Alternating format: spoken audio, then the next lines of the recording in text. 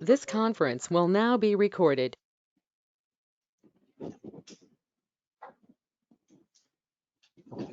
All right, so you'll see. So structure of the cell membrane. So the cell membrane, also known as the plasma membrane. Okay, so the plasma membrane, it's a phospholipid bilayer. Right, so it's a fat. Right, so that cell membrane is a fat. We're going to see that it has proteins, it has other structures present within in order to be selectively permeable.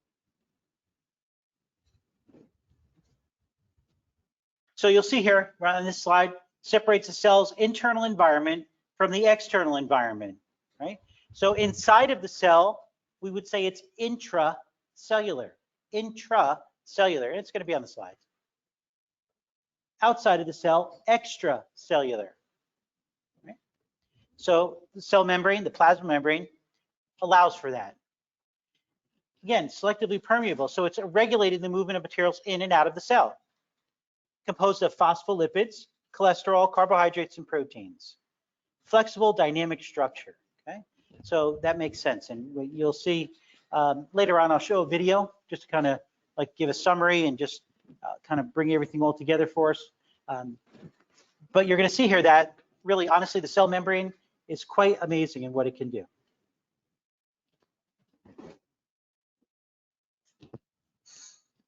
Here we go. All right, so the phospholipid bilayer. So as you're seeing here on these images, it's showing you that the heads of the phospholipids. So really, honestly, folks, so if you look up here for a moment, so you've got phospholipid. There's the head, here's the tails, right? Heads and tails. And so the heads are exposed to, and they're hydrophilic. They're exposed to the external, the extracellular environment, and the intracellular environment. The tails are not, okay? Two layers. So here we have just again, same information and just giving you that organized into a bilayer, right? That's important. Two layers. The head, hydrophilic, the tail, and the tail's hydrophobic. Okay? So the heads are exposed to the extracellular environment and the intracellular environment. Recall before, when I just started the class today, I said that it's selectively permeable. Okay? So this means that we're going to allow for some substances to enter in and others not to. And then we also have these proteins you see on the very bottom of this slide here. The proteins act as the channels. They're going to either have a gate that opens and closes, or they're going to be always open. Okay? So you see here, selectively permeable, phospholipid bilayer, intra and extracellular fluid, we get that. The external environment, extracellular. The internal environment, intracellular. Proteins associated with cell membrane. And you see all these like aqua colored structures? Proteins. And then you'll also see here cholesterol is present in yellow and gold, as well as we're going to have structures that are going to be glycoproteins and glycolipids and glycoproteins, and these are going to allow for cell-to-cell recognition. See, it's very important that your immune system is able to identify cells that are self in comparison to cells that are non-self, right? We need to be mounting an immune response to those cells that are non-self, not to mount an immune response to those cells that are self. Because if they're our own cells and we're mounting an immune response, autoimmune disorder, correct? Right? So not a good thing. Right. So proteins. So we have channel proteins, receptors, enzymes, and in cell-to-cell recognition, these proteins are very important. Whether they're proteins that are the entire width of the cell membrane, or on the peripheral proteins, which are only either in the interior or exterior of the membrane. Proteins are integral. Well, I shouldn't use the same word. Proteins are very important for cell membrane function and structure. You'll see here that glycoproteins, they're proteins that are that have carbohydrate molecules attached, and this aids in the cell-to-cell recognition, the understanding of the immune system being able to recognize non-self and self as far as the cells are concerned. So having that on the membrane, the plasma membrane, is very important. The glycocalyx is formed by many of these glycoproteins. Okay. Again, said to you before there that the cell membrane is selectively permeable. Now, know that some materials will pass through the cell membrane. If the cell membrane is a fat, do you think that it would be easy for lipids to pass through? No, lipids can, and a little bit of water also. But would it be easier? Would it be easy? Can a protein or any larger molecules pass through? No, right? Because they're too large. But we'll use channels in order to move materials. And materials, the flow, you see where it says flow? They'll move from high concentration to low concentration. We call that diffusion. Movement from high concentration to low concentration. Yes, from high to low, it's diffusion. No energy is required in diffusion. It's a passive transport. So this next slide here, it's a passive transport. Movement does not require energy. And it moves from its concentration gradient, meaning that there's going to be a different concentration from one side to the other. So in the extracellular environment to the intracellular environment, or vice versa, there's going to be a difference in concentration, and it's always going to move from what? High to low, right? Passive, no ATPs required. You'll see here simple diffusion, that's just what we described. Facilitated diffusion, right? It's going to move from high to low through membrane proteins. Simple diffusion without the use of membrane proteins. Here you're just seeing as far as examples of. So I use quite often the perfume, kind of perfume cologne, air freshener, whatever it may be. I spray it over here, right? What happens? High concentration. It diffuses into the room. So even in the back of the room, after a few minutes, right, they're going to smell it, because what happens? It went from high concentration of the spray to low concentration. It moved outward. It diffused outward. So you'll see here, simple diffusion through a cell membrane. Simple, again, does it require those proteins? No, it does not. Simple diffusion, so you have here, small uncharged molecules are passing through the plasma membrane from high concentration to low. And know that diffusion occurs faster at higher temperatures. Know that diffusion occurs faster at higher temperatures. Facilitated diffusion, and this is what we're going to be seeing when we look at and we study what's going on as far as with the plasma membrane and muscle and nervous tissue. Okay, because this is important for the ability for the nervous system to produce these bioelectrical events called action potentials that are going to then travel to the neuromuscular junction, the nerve muscle junction, and they're going to then initiate changes to take place because of movement back and forth between the plasma membrane in order to then create another event, an electrical event at the neuromuscular junction of the motor end plate of the muscle, and then which will in turn lead to muscle contraction. So this is really important. And what I want you to see here is that there are these channels, right? So when you think of a channel, think of like a door, okay? Now, this door was open. You didn't have it closed, right? I had put the little thing here, and so we were able to keep the door propped open, so it was open. So people could go back and forth, right? So think of it as a channel that's open all the time, no door, no gate, right? No door. And so movement's going back and forth. And movement would be taking place down a concentration gradient from what? From high concentration to what? To low concentration. Is it it's passive or active? Passive.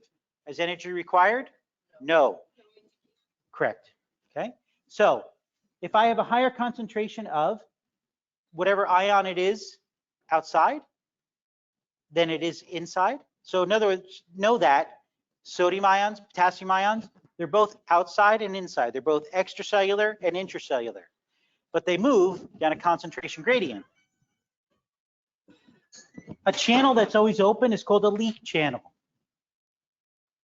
Channel that's always open is a leak channel. If it has a door, if it has a gate, it's just what it says. It's a gated channel. Leak channels are always open. Movement of ions down their concentration gradient.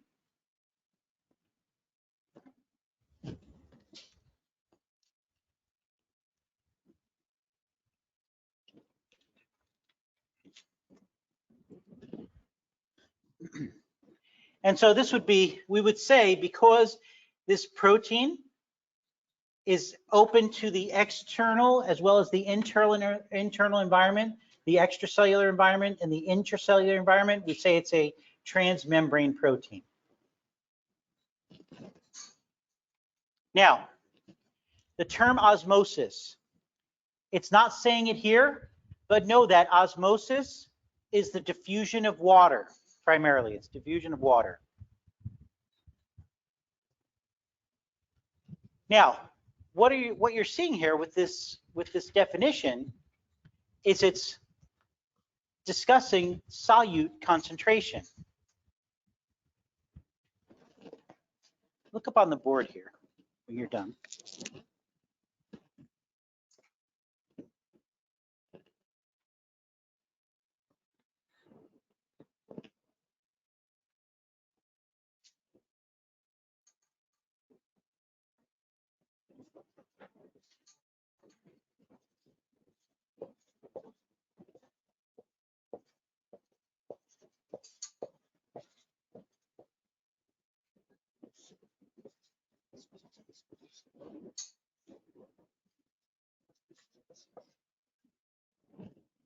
All right, so let me see if I have an image here on the, here we go. Because my drawing isn't the greatest. So osmosis depends upon the ratio of solute molecules to water, okay? On the left, it's a 1% solute concentration. On the right, it's a 10% solute concentration. Okay? So the higher the solute concentration is going to mean that the solvent,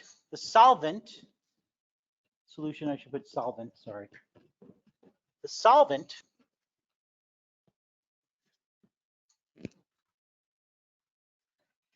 so if I have a high concentration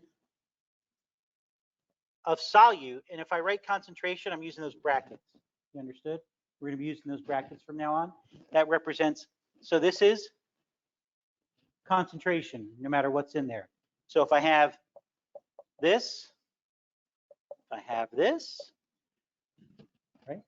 Potassium ion concentration, sodium ion concentration. Here we have just the solute concentration. So the higher, so high solute concentration will have lower solvent concentration. Here we have high solvent concentration and low solute concentration. Do you understand that? Does anybody have any questions regarding that? Because what's the solute particles present within the solvent? You understand? Solvent's the liquid. Solute's the particulate matter. Okay? So water is going to move, it's going to diffuse from low solvent. So let's go back to the slide here.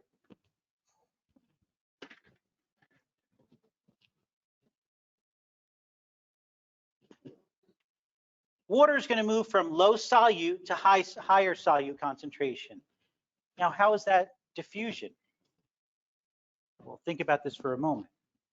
If it's moving from low solute concentration to high solute concentration,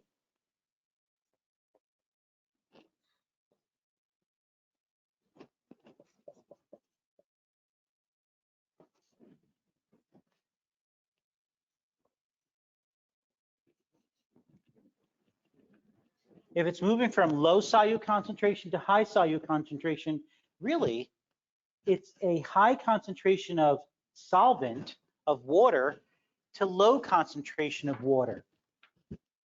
Can you understand that? Does that make sense to you? Because again, what did I say to you? That osmosis is the diffusion of what? Water. So then that makes perfect sense. But sometimes students get confused because they're like, well, what do you mean low concentration to high concentration? How's that diffusion? All right, well, you're seeing now, if it's diffusion of water, diffusion goes from high concentration to low, high concentration of water to what? Low concentration of water. You understand that now? Does that make a little bit more sense to you?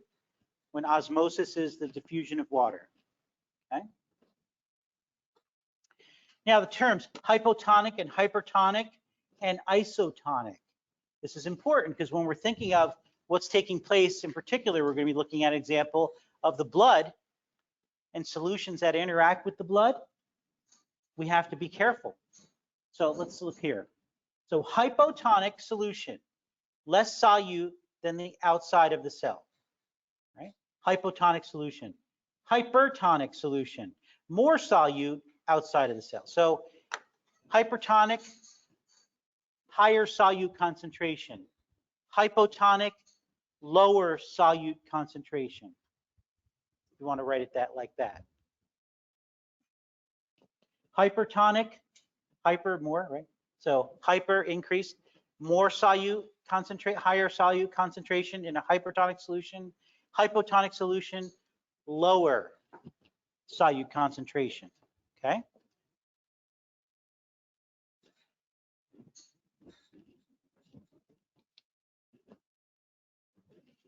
So here's just showing you again, figure regarding. So water will move from areas of lower solute concentration to areas of higher solute concentration, or we can say water will move from higher solvent concentration to lower solvent concentration.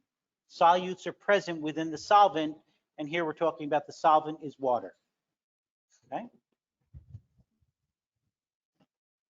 So here we go. Across a membrane, what's going to happen is that there's going to be diffusion taking place till we reach equilibrium, meaning that there's a concentration of solute to solvent concentration equal on both sides of that membrane. Because on the left, you're seeing here that what? On the left, here we go. This would be higher, oh, let me go back. Higher concentration of water on the left. So look at A, higher concentration of water on the left, lower concentration of water on the right. Lower concentration of solvent on the solute on the left, higher concentration of solute on the right.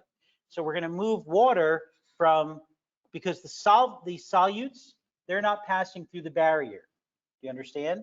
But the water can, the solvent can. So as a result, to bring it about to equilibrium, we're just moving from high concentration of solvent to low concentration of solvent. And now look what you have here.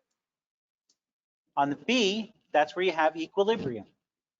The concentration between solvent and solute is equal on both sides of the barrier, of the membrane.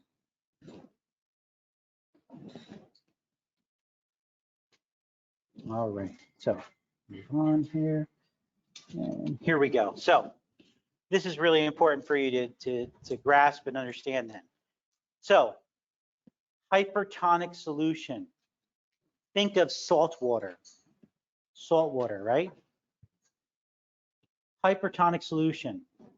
And what's going to happen is that in a hypertonic solution, the solution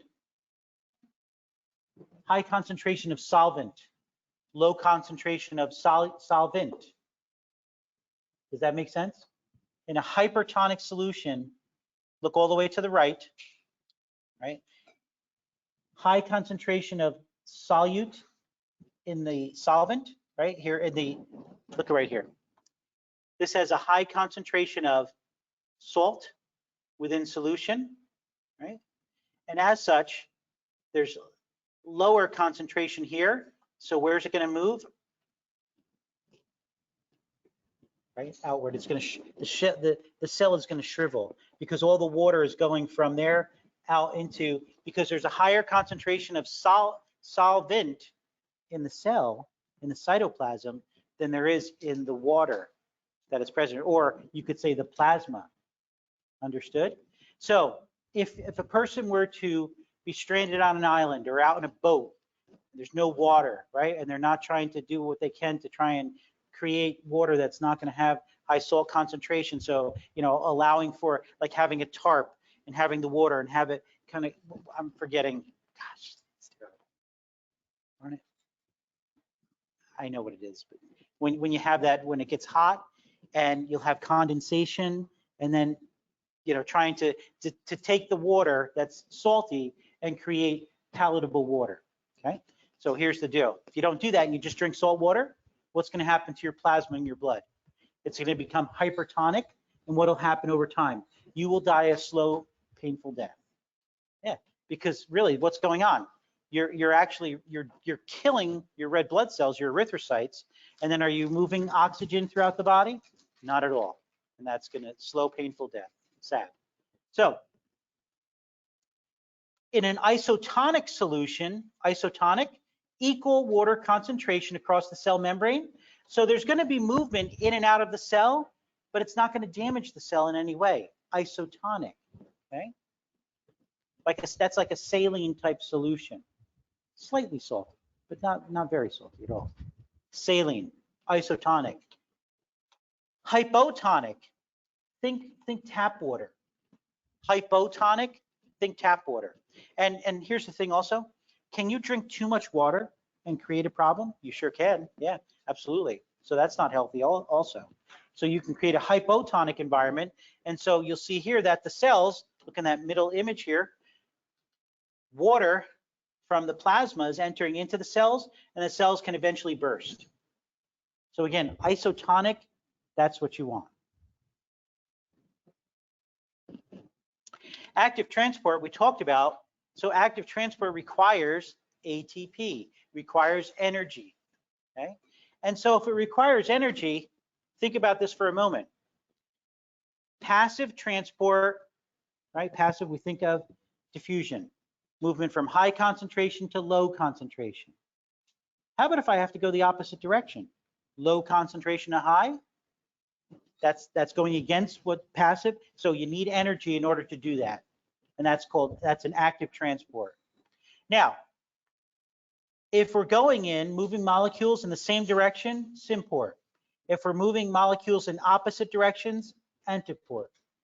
Just need to know those terms. Sim and anti porters.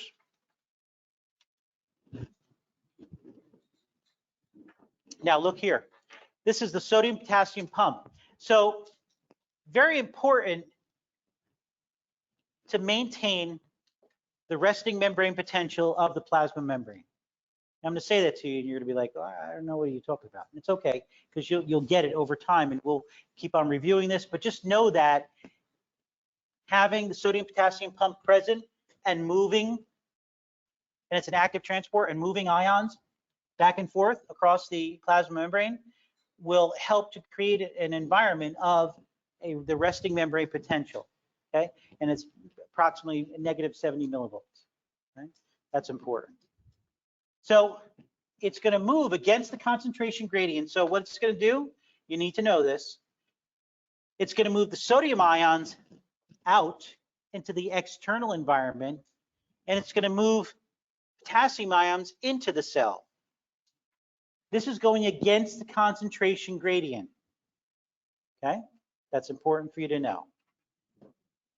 It's going against the concentration gradient, so it's moving using ATP, requiring energy in order to do this.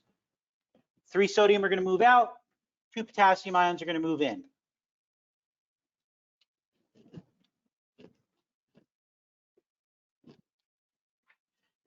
Now, endocytosis. Having material enter the cell, endocytosis, entering the cell, a form of active transport. The cell membrane uses the cell membrane to engulf materials. We're going to then have the cell membrane is going to pinch off to form a vesicle, and the material will enter the cell. Types of endocytosis, material entering the cell. Phagocytosis, this would be a form of quote unquote cell eating, it's entering the cell. Penocytosis, more like solid material. Penocytosis, material entering that is more of a liquid form. And receptor-mediated endocytosis, we're actually using receptors on the plasma membrane in order to aid in the material coming into the cell. Again, these are all forms of endocytosis, material entering the cell via active transport.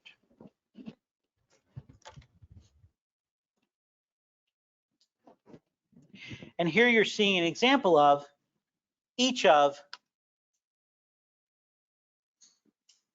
these types of endocytosis. And you're having here particulate matter. You're having here primarily more of a liquid material entering with solutes. And here you're having more of receptors aiding in the process of bringing material into the cell.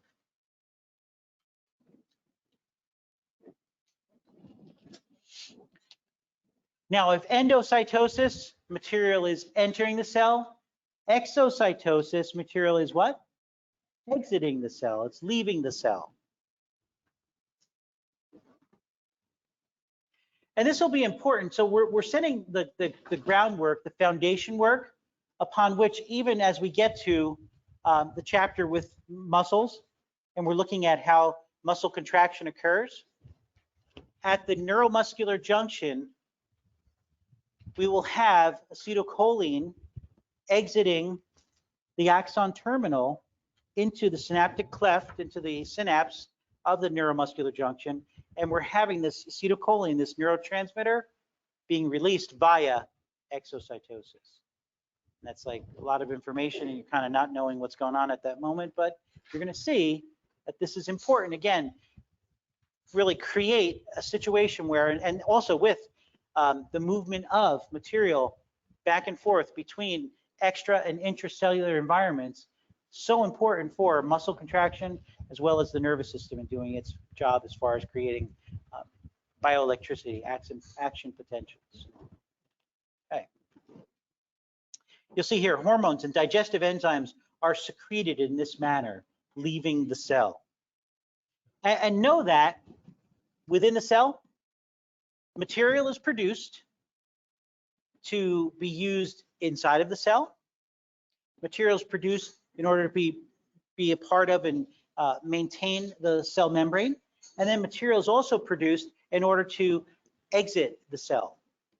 So whenever the different endoplasmic reticulum are synthesizing material, 3 options.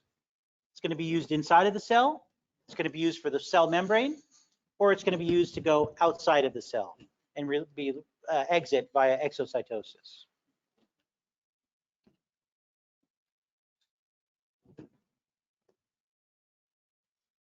The cytoplasm and the cellular organelles.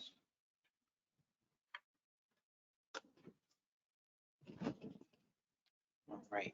So when we think of the cell, really the inner workings of the cell, cytoplasm, contains the nucleus, contains the organelles, the different structures that are going to be membrane bound and non-membrane bound organelles, and the cytosol, that liquid portion of the cell. So all of these are present within, says there, internal components of the cell. Very important for the cell to function. And know this, that the cell is not just like this gelatinous blob. There's organization present within the cell. Very important to know that and to remember that there's organization present within the cell. I tell students that it's not like, have you ever had gone to a picnic or some type of thing where somebody makes a Jello mold and they throw like a bunch of fruit in it or nuts and such, right? And it's kind of weird, I understand, but some of them are kind of good though. But anyhow, but it's like that's like an amorphous mass of stuff, right? The cell is not like that. There's structure present within the cell, and so we're going to see that now, because there are components all throughout that allow for and to give the structure to the cell. So here we have, so you need to know with this chapter, you need to know all the structures that are present here, right? You need to know the function of all of these structures that are present. And we're going to go over each and every individual one of them. So I talked to you about, just right off the bat, I said to you just only a couple minutes ago, that material will be produced by the contents in the cell, in particular the ER, the endoplasmic reticulum. And it's going to either be used for the cell itself within inside of the cell, or the plasma membrane, or to be released via exocytosis and be used outside of the cell. Okay, so the ER series of channels continuous with the nuclear membrane and provide passages for synthesis, transportation, and storage. And so we're involved in producing stuff, synthesis. So you see rough ER, protein synthesis. And in particular, rough ER contains ribosomes. This is what allows for protein synthesis. Okay, so rough ER contains ribosomes, and this allows for protein synthesis. So think about this for a moment. What are those channels? The channels are what? They're proteins, are they not? Right? So smooth ER, no ribosomes. It's smooth. There's no ribosomes present. The little dots that you're seeing there, like okay, so I bring everything back to food. Looks like little jimmies or little sprinkles or whatever. Love those, especially chocolate ones. Anyhow, ribosomes, think of them like the little jimmies, right? Smooth ER, there's none of those little ribosomes present, so it's not involved in protein synthesis, involved in lipid synthesis. Okay, smooth ER. Now, what's going to be the next stage when rough ER and smooth ER are synthesized, producing material? Well, it's going to be the Golgi apparatus, because the Golgi apparatus is going to package what's been synthesized and send it out for transport. So you can think of it like the Golgi apparatus is like the UPS, right? What else? What's another one? What's the Postal Service, FedEx. That's the Golgi. The Golgi apparatus packages and delivers, and it delivers it where? To 1, inside the cell, 2, to the plasma membrane, 3, to be released outside of the cell via exocytosis to form some function outside of the cell. So very important. Golgi. Now, membranous organelles for detoxification and energy production. So when you think energy production, you think the powerhouse of the cell. It doesn't say it there, does it? No. But know that the powerhouse of the cell, all the textbooks call it that. It's ATP. It's producing ATP, and it's the mitochondria. So the powerhouse of the cell, mitochondria, producing ATP. You recall, I know I said this early on when we were looking at one of the first either chapter 2 as well as chapter 5. The nucleus of a cell, I did when I was talking about tissues, histology. The nucleus of the cell contains DNA. What other area of the cell contains DNA? Mitochondria. right? Mitochondrial DNA.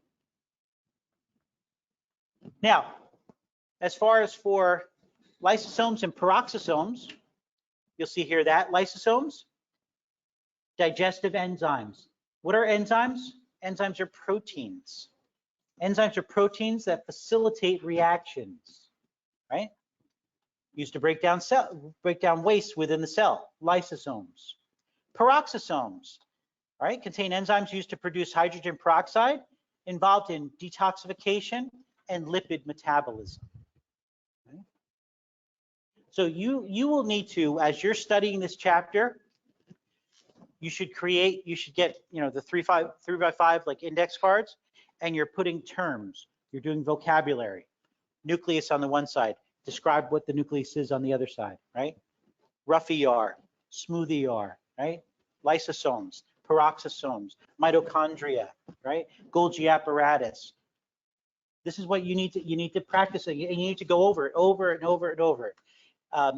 So I suggest you do it both kind of combination of handwritten, right, and doing those, as well as, you can do Quizlet, you can do all these other different platforms that will have also the ability to create digital types of flashcards.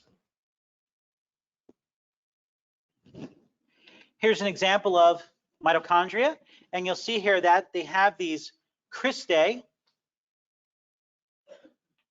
and it's very unique in its appearance. And know this, how many of you are taking microbiology right now? Okay, all right, how many of you have taken, anybody taken microbiology already, right? Does it look like a rod-shaped, right, bacilli? It does, yeah. And so some will say, as far as with evolutionary theory, that many years ago, millions of years ago, whatever I'm not saying, this is what they say as far as their theory, that this was at one time mitochondria were bacteria that created a relationship and ended up entering into cells and such. So just throwing that out there. But realize that, yeah, it does look like it's like the size and shape of, because cells, right? Cells can be infected by bacterium, and bacterium can be infected by viruses, which are even smaller. Right? So mitochondria, small. Okay? 2 bilayers, an outer and inner membrane, and very numerous in muscle and nerves. And know that if there's a need for more energy, more mitochondria will be produced as a result of the mitochondrial DNA. So that's the key issue there, and that's important. Now, another aspect of it I said to you is that the cell is organized. The cell is organized. And so there is structure present. And we have these pathways and such, and these structures present to give the cell its structure. So not only do we have the plasma membrane that keeps all the guts of the cell, the cytoplasm and such, all within, right? But we also have this cytoskeleton, which will allow for and provide organization in the cytoplasm. And you'll see that there are microtubules, filaments, and microfilaments and such. And so very important structures and such. And you'll see here, in particular, like so in B, you'll see microfilaments, the actin and also myosin, right? So in muscle, actin and myosin are very important as far as those microfilaments, as far as the structure of the muscular cell and allowing for contraction to take place. The dynamic nature of the cytoskeleton, you'll see this in the video coming up. Cytoskeleton is not fixed. Cytoskeleton, skeletal components form and can move depending upon the needs of the cell. And it can reorganize and such, okay? Helps move molecules and structures around the interior of the cell. This is as a review, microvilli, cilia, and flagella. So the flagella, we know, okay, so that's dealing with as far as our long appendages used for movement. And so when we think of like bacteria and such, they can have many flagella. As far as human anatomy is concerned, the only cell that has flagella or flagellum would be the sperm, okay? Cilia can also allow for movement of a cell, so like a paramecium and such, and different microorganisms. As far as in human anatomy, cilia move material along the apical surface of the cell. And microvilli don't allow for movement, but they increase the surface area for the cell. So think in terms of your digestive system, that would be very important.